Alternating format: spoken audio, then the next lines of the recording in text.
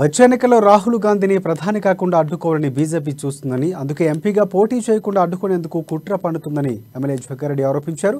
2004లో ఉచిత విద్యుత్ ఇచ్చింది కాంగ్రెస్ పార్టీ అని చెప్పారు. కాంగ్రెస్ ఉచిత విద్యుత్ ఇస్తున్నప్పుడు బీఆర్ఎస్ కూడా తమతోనే ఉందని గుర్తు చేశారు. రైతులకు కాంగ్రెస్ ఏం చేయలేదంటే జనం నమ్మరని అన్నారు.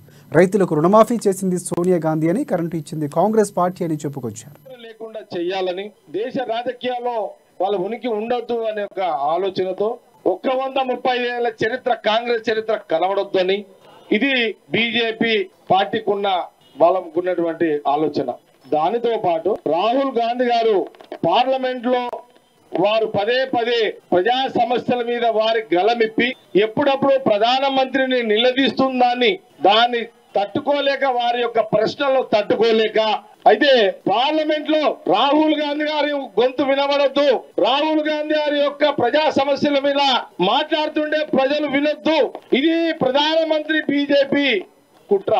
వాళ్ళు చేస్తున్న ప్రజలకు చేస్తున్న మోసాన్ని, ప్రజల మీద పడుతున్న భారాన్ని, పెట్రోల్ ధరలు పెంచితే రాహుల్ గాంధీ గారి పార్లమెంట్ లో మాట్లాడొద్దు, డీజిల్ ధరలు పెంచితే రాహుల్ గాంధీకి గొంతు వినబడద్దు.